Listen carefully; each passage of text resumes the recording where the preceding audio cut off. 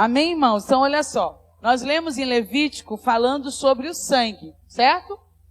O sangue, por que Jesus teve que morrer na cruz? Por que o sacrifício dele foi necessário? Desde lá do início, desde Gênesis, quando o sangue inocente é derramado, um outro cordeiro ou um outro sangue precisa ser derramado por expiação, para remir aquele sacrifício. Então, quando nós falamos do sangue, o sangue é vida, certo? Se tirar o sangue de você, já era. Quando alguém não tem muito sangue, está com deficiência, a gente vai lá, se junta todo mundo, vai lá no Femeron, e doa sangue, porque sangue é vida. Não importa se você é A, O positivo, B negativo, você vai lá porque é vida. E aí todo mundo se move. Nós tivemos alguns episódios aqui na igreja, aí todo mundo foi lá. Vamos lá, pessoal, tem alguém precisando de sangue. Aí os irmãos vão. Uns conseguiram doar, outros passaram mal na hora da doação, mas pelo menos tentaram, né? Mas estavam lá. Porque sangue é vida. Se você não tiver bem o seu sangue, você tem anemia. Se você tem anemia, você fica fraco, você não tem ânimo para nada. E o sangue é aquele que vai remir. Como que era no início, lá no Velho Testamento? Para a expiação dos pecados, era necessário que um animal puro morresse para expiar, para que aquele pecado fosse perdoado.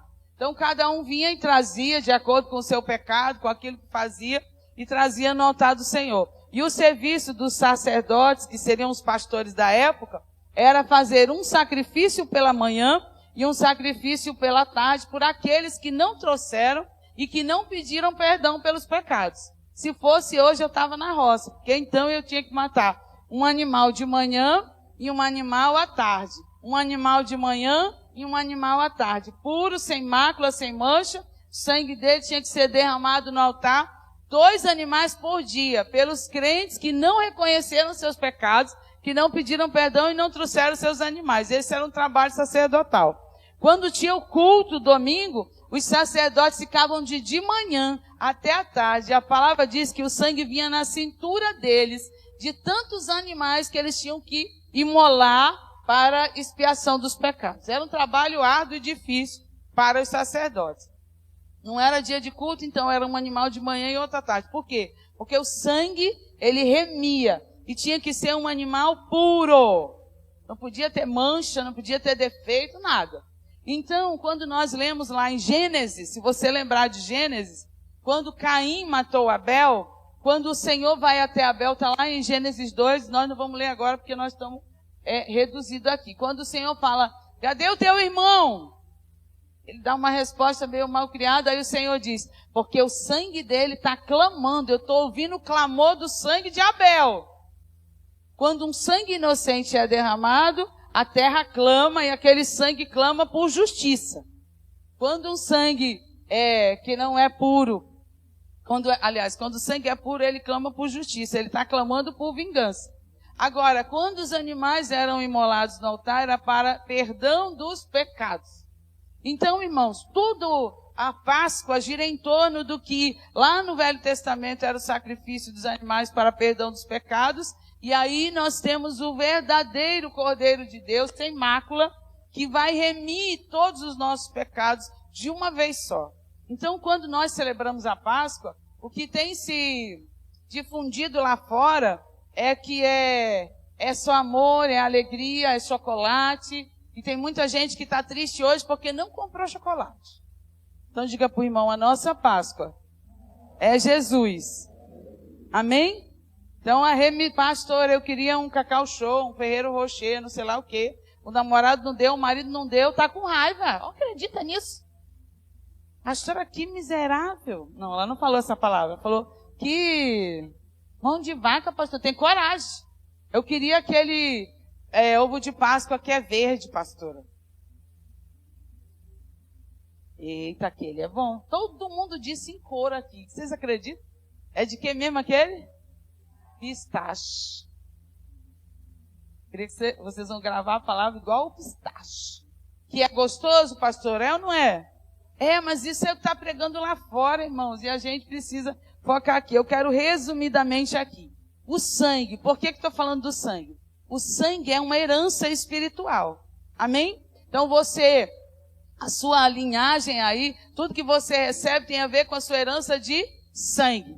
Então o que seu pai e sua mãe fizeram, como eles foram, vem para você. É a nossa herança de sangue. Nós herdamos características físicas, características lá que nós não estamos vendo, dos nossos DNA, mas espiritualmente nós também herdamos. Quando nós fazemos uma oração por alguém que está vindo para Jesus, a gente pede assim: Senhor, passa o teu sangue, porque o sangue quebra as maldições. E o sangue de Jesus nos separa dos pecados dos nossos antepassados. Então nós carregamos muita coisa, se nós não quebrarmos, nós vamos levando e passando por gerações e gerações. E eu quero abrir um parênteses aqui. Se você não quebrar o que está para trás na sua vida, você pode estar na igreja o tempo todo e orando e recebendo. Mas se você carregar uma herança de sangue que não é bênção, você vai tanto carregar e passar para os seus filhos. Quantos são pais aqui? Levanta a mão. Quantos vão ser pais? Amém. Então, olha só. Você pode ser uma chave. Agora lembrei dos irmãos que gostam de chave, né? Você pode ser uma chave para as futuras gerações e você pode ser um cadeado para as futuras gerações. Você pode ser aquele que vai fechar as portas para as bênçãos, ou você pode ser a chave que vai abrir a porta para as futuras gerações para a bênção. Se o sangue de Jesus estiver sobre a sua vida. Amém? Então pergunta do irmão aí, um homem que estiver perto, pergunta: tu é uma chave ou tu é um cadeado? Pai, pastor, e as mulheres? Não, esse é para os homens. É os machos alfa. Então aqui, todos são. Amém, irmãos? Então, os homens, ou ele é uma chave ou ele é um cadeado. Se você não vencer e não for aquele que abre as portas para a sua geração, os seus filhos vão ter que guerrear. A guerra dos avós, tataravós, bisavós, a sua e mais a deles. Aí a gente não entende por que alguém que é filho de crente tem uma vida tão atribulada. Porque a guerra que era dos pais, os pais ficaram descansados e não fizeram o que tinham que fazer. E aí os filhos vão responder por várias gerações. Então, irmãos, isso serve para nós hoje. O sangue de Jesus está sobre nós. Amém? Resumindo, quando Maria recebeu a mensagem, né? Salve agraciada, sobre ti descerá o Espírito Santo de Deus e você vai gerar e vai ter um filho. Se você conhecer um pouquinho de fisiologia e biologia, você vai saber que o sangue da mãe não se mistura com o filho. Durante toda a gestação, ele é alimentado pela placenta. Cadê os enfermeiros de plantão? Mas o sangue não se misturou. Jesus veio, foi gerado pelo Espírito Santo. Não foi nenhuma mistura com Maria. Então, a palavra diz lá em Isaías, que diz assim: um menino nos nasceu e um filho se nos... O filho foi dado direto do céu, sem nenhuma comunicação com o sangue da Maria. Então, irmãos, um sangue puro, um cordeiro puro. Maria era uma bênção? Claro que sim, uma jovem escolhida. Mas não há nenhuma mistura aí. Amém? Vocês estão aqui, estão me entendendo? E eu quero avançar, porque eu quero concluir falando sobre isso. Então, Colossenses 2,14 e Hebreus 12, 24 a 26, eu quero ler antes da gente fechar 3 coisas que você vai gravar sobre o que é ressurreição e por que a ressurreição começa com o derramamento de sangue e termina com vida. Amém, irmãos? Então vamos ler Colossenses 2,14? Me ajuda aí, Diego. Lê comigo, irmãos.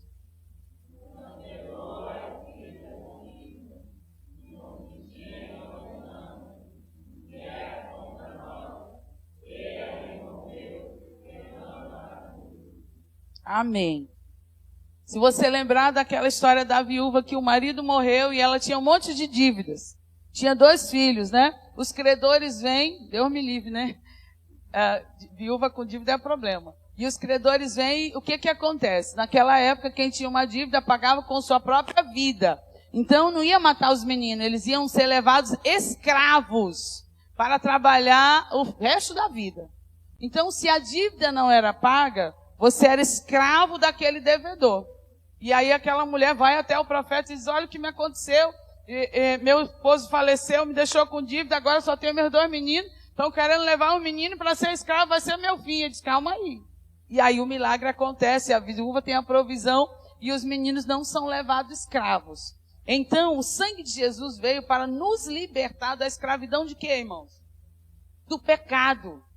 Do pecado. Se verdadeiramente Cristo vos libertar, você não é escravo do pecado.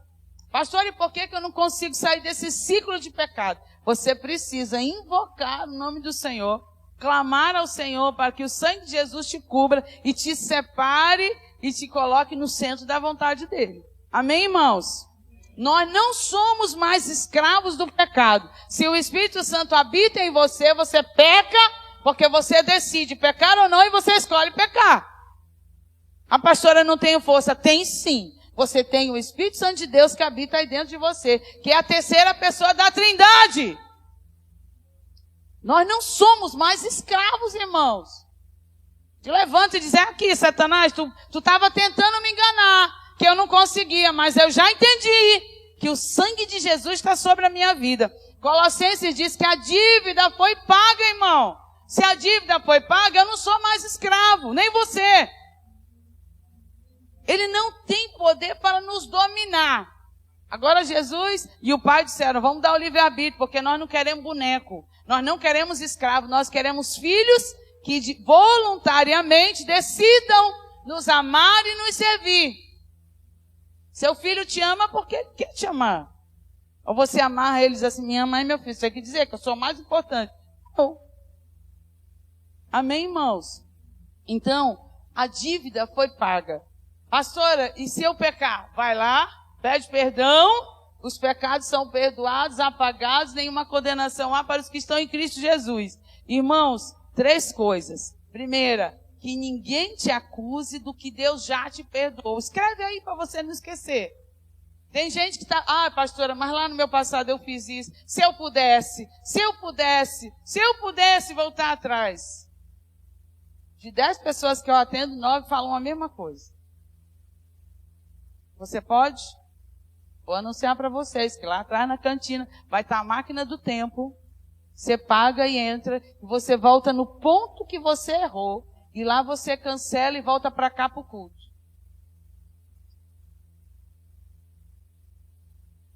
Parábola, tá, irmão? Isso nunca vai acontecer.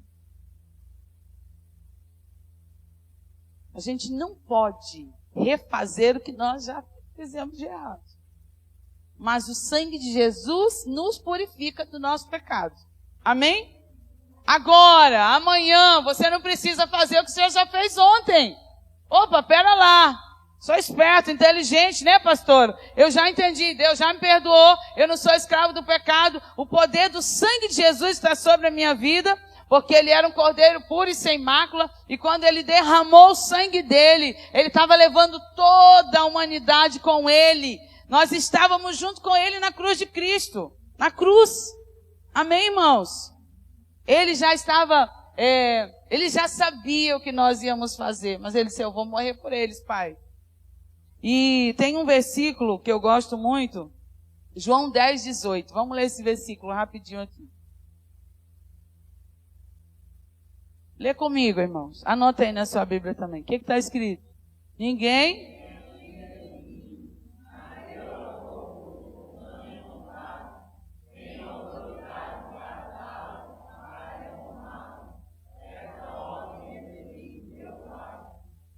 Então, vai lá Judas, que cena triste, né? Judas chegando lá, beijando Jesus, Pedro puxa a espada e o Senhor diz, para com isso, Pedro. Como quem fosse defender Jesus. Acho que Jesus disse, oh meu Deus, não sabe de nada, não aprendeu nada esse menino em 3 anos. Porque eu não vou, eles não estão me levando preso, eu estou indo porque eu quero. Eu estou me entregando voluntariamente. Ele podia ter chamado um anjo, irmãos, e destruído todos aqueles romanos. Na hora do chicote, ele podia ter declarado uma palavra sobre aquelas pessoas. Ele podia ter feito o quê? Mas ele decidiu se entregar. Ele sabia que se nós estivéssemos em 2025, tendo que matar animais para a purificação dos nossos pecados, nem todos os animais dessa cidade seriam suficientes. Ele sabia disso. num tempo tão difícil que o amor está esfriando, as pessoas estão mais preocupadas com a sua vida, com os seus problemas, com o seu tempo, com o seu horário, com o que você tem que fazer. Você é o centro da sua vida, tudo gira em torno de você, esquece que o centro é o Senhor. Não ia ser suficiente. Então ele disse, eu voluntariamente dou. Eu decidi que realmente, se eu não for, não vai ter jeito.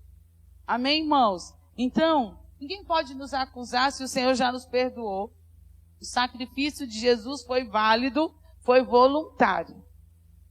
Então, quando a gente pensa assim, como que o Senhor fez isso, né? Se ele dá ordem, se o inferno não tem poder sobre ele, ele está dizendo, olha, é um amor tão grande que mesmo eu podendo fazer tudo isso, eu decido morrer por pessoas que muitas vezes não querem obedecer, não querem ouvir a minha palavra, cai e levanta, finge que é crente, mas não é, vive fornicando, vive adulterando, tem uma mente impura, passa o dia vendo besterol e depois quer que o Espírito Santo age. Mesmo assim, Pai, eu vou por eles. Ele já nos conhecia, irmãos. E quando eu penso nisso, eu fico tão constrangido, falando, meu Deus, como que Deus nos ama? É difícil entender esse amor. Então, se Deus deu o mais importante, o que é que nós estamos dando em troca disso? Eu penso que... Não sei se você está me ouvindo, você está aí? Eu penso que se eu estou adorando, isso é eu falando, né? Eu comigo mesmo. Eu tenho que dar o meu máximo. Se eu estou orando, eu tenho que dar o meu máximo. Se eu estou servindo alguém, eu tenho que dar o meu melhor. Se eu vou preparar alguma coisa lá para a célula, Senhor, me ajuda, que não seja da minha cabeça, faz algo aqui. Porque o amor dele, o sacrifício foi tão grande que parece que nós damos tudo, ainda não é nada. Vivendo para ele ainda não é suficiente. Amando acima de todas as coisas, parece que ainda está pequeno. Mas nós precisamos fazer isso. A igreja do Senhor que vai subir no arrebatamento é uma noiva que ama o noivo, que deseja estar com o noivo, que tem prazer em viver para o noivo, em pensar no noivo, em falar com o noivo. É isso, irmãos. Amém? Que não é perfeita, porque é humana ainda, não recebeu um corpo glorificado, mas que ama o noivo. Então eu quero te dar um conselho nessa Páscoa. Toda vez que você sair da sua casa, toda vez que você for falar com o Pai, dê com todo o seu vigor, com toda a sua força. Você vai cantar? Canta, irmão! Ai, Deus é fiel. Aí quando é o time dele, meu Deus, a voz dele passa 3 quarteirões. Eu penso que eu me dedico, quem eu desejo estar e quem eu amo é o Senhor da minha vida.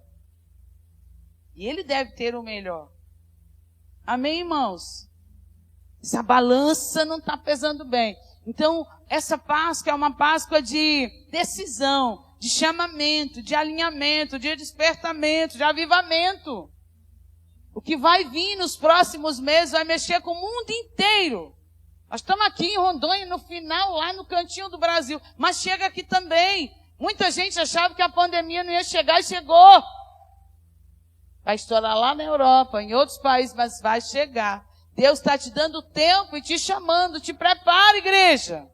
Porque andando em espírito, tendo comunhão com Ele, obedecendo, a palavra diz que nem o trigo, nem o vinho, no azeite, dos servos de Deus vão ser tocados. Dos servos de Deus, não é de membro de igreja, não é de quem levanta a mão, é que tem intimidade com Ele.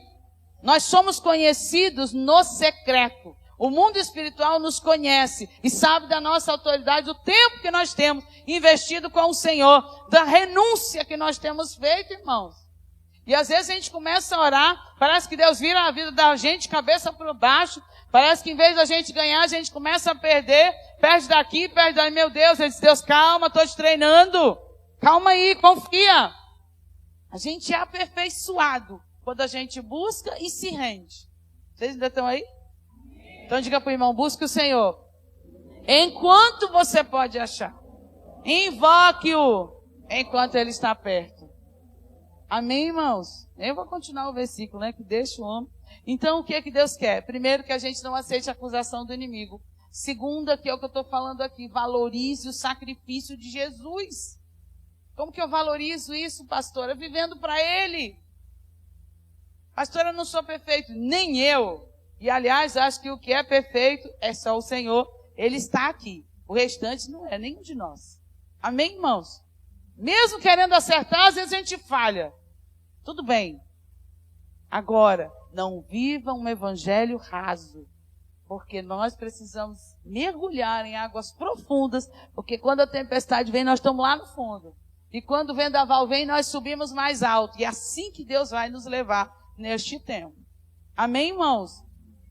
Pastor, o que o senhor está falando, já você vai ver. Espera 2 meses aí que a coisa muda.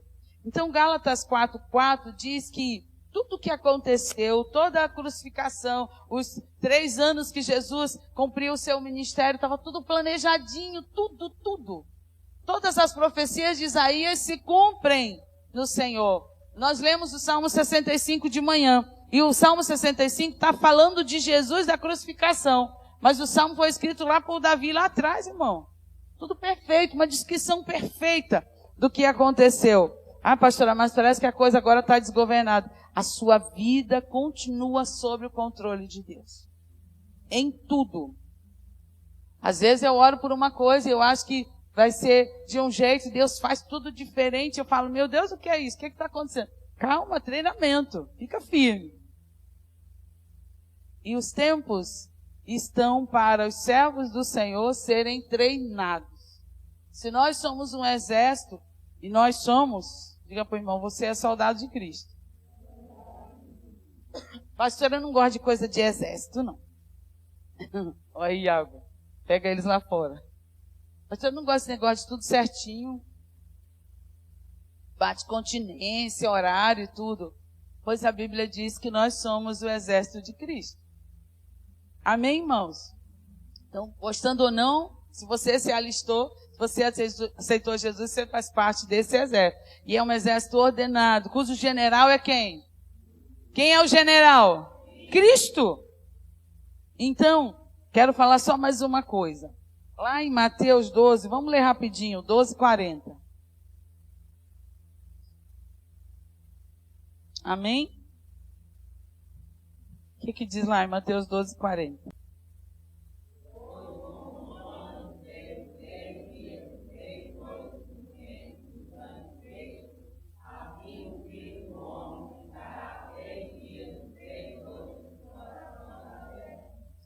Irmãos, todas as profecias eram detalhadas, né? Alguém me perguntou uma vez assim, pastora, por que 3 dias? Por que não 2 dias? Por que não 1 dia, pastora? Novo convertido é legal, né? Igual criança assim, fazendo pergunta. E a gente também aprende que a gente vai pesquisar para responder. Pastora, por que na sexta, logo no sábado, ele já não pegou o povo de surpresa? Porque 3 dias era o que a profecia dizia. 3 dias por quê? Porque para um judeu, o costume judeu diz que se alguém ressuscitar no primeiro dia ou no segundo dia, não foi ressurreição.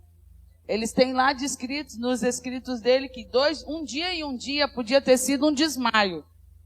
Então não pode ser nem no segundo e no terceiro. Para eles só acreditam que a ressurreição é no 3º dia. Então não podia ser nem antes nem depois. Tinha uma hora exata. Tudo tem seu significado e o seu porquê na palavra. Então não podia ser no segundo, porque Jesus não desmaiou. Ele realmente entregou a sua vida. Só que ele estava nesses dias, ele foi no inferno, tomou a chave, vai lá no Instagram e vê o vídeo. Pega a chave do inferno, acabou para ti. E eu imagino, podia fazer um vídeo desse.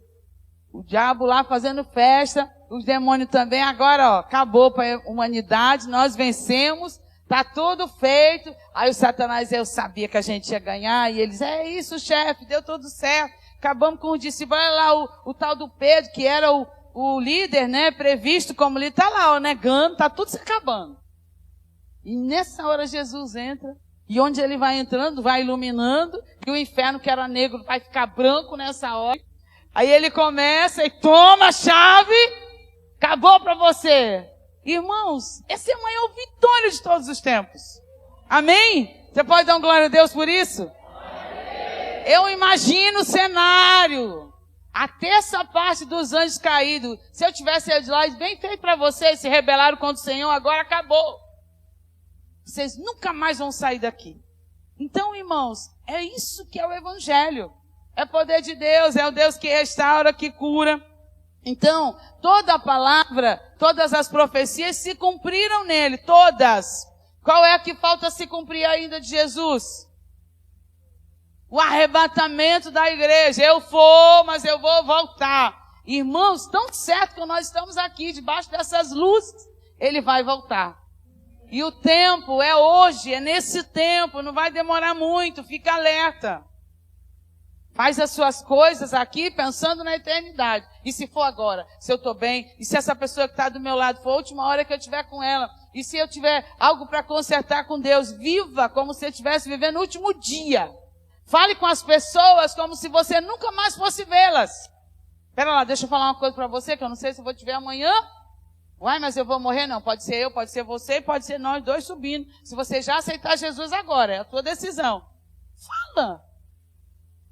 Pastor, eu estou orando para Deus me usar. Estou numa campanha de 7 dias para que Deus me use. Abre a sua boca, filhinho. Oração e ação. Amém? Estou orando para Deus me dar ousadia. Vai lá em Timóteo. O Senhor já te deu. Você tem o Espírito Santo aí? Então você já tem espírito de ousadia, de coragem, de equilíbrio. Ah, de equilíbrio? Não vai surtar não, bebê. Você já tem o Espírito Santo. Amém, irmãos? Mas está difícil, pastora. Mas o Espírito Santo está com você. Está firme. Então, irmãos, guarde isso. Tudo se cumpriu. A morte foi o pagamento. Jesus pagou. E a ressurreição foi o recibo. Está aqui, ó. Está pago. Está aqui, ressurgiu. Tem recibo. Está tudo certo. E agora, pai? Agora eles só te aceitaram, filho. E agora eles só entenderem que toda a autoridade já foi dada. E quando eles te aceitarem, que o Espírito Santo estiver neles, eles vão fazer coisas maiores que você fez em 3 anos.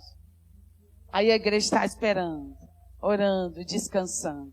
E sentada, vendo todos os sinais chegarem. Pô, não é, menino? Parece que estava Jesus voltando, né? Pô, tu vê, menino, o tempo está passando tão rápido. Menino, tá difícil. Tá difícil, tá difícil. E tá difícil e não faz nada. Hoje é dia 20 de abril. A gente tem aí 10, 11 dias, não sei se é 31, para o mês de abril acabar. O mês 5 está chegando. Depois que o mês 5 chegar, 2 semaninhas você vai achar que está em maio, você está em junho. Ih, pastora, não dá para fazer muita coisa, né, pastora? Está na metade do ano. É assim ou não é? Vou deixar para o ano que vem. Diga para o irmão que está do seu lado, o tempo é hoje. Diga para ele assim, que ninguém te acuse, valorize o sacrifício. E último, Deus quer que você seja o representante dele. Amém, irmãos? Amém? Meu esposo tinha uma empresa de representação. Tinha um monte de produto lá. Eu achava legal, né? Porque sempre sobra lá uns brindezinhos para a esposa do representante. E ele representava várias empresas lá. Mas a que ele gostava mais era de relógio. Eu também, é claro, né? Por motivos óbvios, que a gente sempre ganha um. Mas representar aquela fábrica era algo muito importante. Porque os melhores representantes ganhavam os melhores prêmios. E ele dizia, nega, ora por mim aí que eu vou dar meu tudo, que eu quero ganhar a viagem. E sempre eles ganhavam uma viagem, alguma coisa, ou uma bonificação. Então, representar a marca é vestir a mesma camisa. Então, podia dizer que o relógio tal era o melhor, mas não era, era o dele. Se alguém dissesse perto de mim também ia escutar, porque não era, era o dele. A representação é vestir aquilo e defender, irmão, e lutar. Ai, pastora, eu sou representante de Jesus, né? Ah, pastora, mas... E aí? Ah, pastora, eu não vou falar muito não, porque é muita guerra, né? Se eu vou falar de Jesus, orar por alguém, a coisa fica difícil. Tem uma pessoa lá, pastor, no meu bairro, que está endemoniada, mas a senhora ora por ela? Para você falar, não, pastor, é perigoso, né? Melhor não me meter com isso. A senhora só está aqui o nome dela. Oxi! Você é representante de quem, querido? Espera lá que eu vou defender quem eu represento. Deixa eu dizer, Jesus salva, cura e liberta. Vamos lá? Deixa eu orar por você e vai. Amém, irmãos? Diga para o irmão que está do lado. Você é representante dele. Se você é o representante dele, vamos usar esse exemplo do meu esposo. Se você estivesse vendendo um relógio, será que alguém compraria? Você está vendendo a salvação, não vendendo, declarando a salvação. Como é que está isso, irmão? Ah, pastora, se tivesse comissão, a comissão já está paga, querido. Está mais do que pago, o prêmio já está aí, que é a vida eterna em Cristo Jesus. Amém? O problema é que a gente é movido por coisas materiais. Não caminhe assim. Caminhe pelas coisas espirituais. Tudo que nós fizemos para o Senhor, nada fica sem recompensa. Até o bem que nós fazemos para alguém, Deus vem e nos recompensa. Não é aquela pessoa. Não fica olhando para ela esperando. Ah, eu fiz um negócio aqui para a Gabi, estou esperando, pastor, até hoje, nem obrigado. Não é dela, é de Deus. E ela é uma menina muito grata. Ela sabe agradecer. Mas não é sobre isso, é sobre Deus te recompensar. Amém? Então feche os teus olhos aí e diga assim comigo: Senhor, a partir de hoje, eu não aceito nenhuma acusação. E eu reconheço, eu valorizo o sacrifício de Jesus na cruz por mim. E eu quero representar o Senhor com toda a autoridade que já me foi dada. Eu renuncio todo medo, todo estancamento, tudo que me paralisa. E eu quero representar bem o reino de Deus. Amém? E o último versículo que eu quero que você anote e grave é Atos 2, 24. Sobre isso. Vamos ler junto? Antes de você ficar de pé. Vamos lá, 1, 2, 3.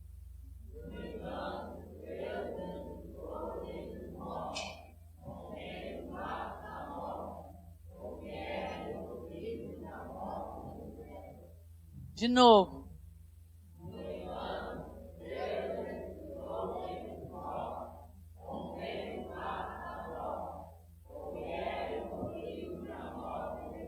Amém. Nós estamos crucificados, fomos crucificados com Cristo, mas também ressurgimos com Cristo. Nem a morte pode detê-lo. Alguém vai poder te deter se o Espírito Santo está aí? Deus o ressuscitou dentro de nós, porque era impossível, a morte nem ia conseguir. Então, irmãos, nós somos obedientes como filho, nós temos parte na obra salvadora de Jesus, nós reconhecemos Ele como Senhor e Salvador, e nós com Ele estamos assentados nas regiões celestiais. É lá que Deus quer te usar e te abençoar. Amém? Fica de pé no seu lugar, feche os teus olhos. Nem laços de morte. E às vezes na nossa caminhada a gente passa pelo vale da sombra da morte. E é isso, pastora. Dias difíceis, dias nublados, dias de opressão, dias de angústia, de ansiedade. Tem hora que parece que a gente não vai aguentar, parece que tudo sufoca, os problemas são tantos. Feche os teus olhos, também desse lugar. Deus nos livra hoje, em nome de Jesus. Ora por você mesmo nessa hora. Apresenta a sua vida. Senhor, eu reconheço, eu valorizo, eu quero te representar. E eu quero, Senhor, ser restaurado em todas as áreas. Traz vida, vida abundante, alegria da salvação. Irmãos, é impossível nós estarmos tristes diante de um Deus tão grande, poderoso, que nos ama, que tem cuidado de nós. Quero orar por você. Começa a orar, a apresentar, mas eu quero orar. Porque toda angústia, inquietação e ansiedade, e opressão e medo e tudo que nos paralisa já foi crucificado. Nós já somos livres em Cristo Jesus. O inferno não tem poder sobre nós. Em nome de Jesus. Faz a sua oração nessa hora. Em nome de Jesus. Quando nós vamos adorando.